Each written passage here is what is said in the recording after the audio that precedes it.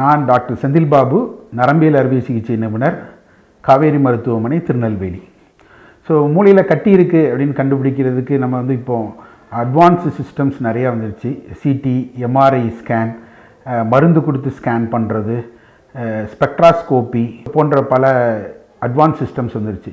So கண்டுபிடிச்ச பிறகு என்ன பண்ண போகிறோம்? ஸோ மூளையில் சாதாரண கட்டி, புற்றுநோய் கட்டின்னு இருக்குது. ஸோ ரெண்டுக்குமே ஃபஸ்ட்டு வைத்தியம் அறுவை சிகிச்சை.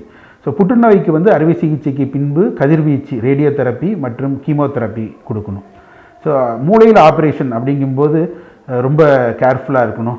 ஸோ இப்போ லேட்டஸ்ட்டாக அட்வான்ஸ்டு லேட்டஸ்ட் மைக்ராஸ்கோப்ஸ் வந்துடுச்சு. கியூசா அப்படின்னு ஒன்று இருக்குது.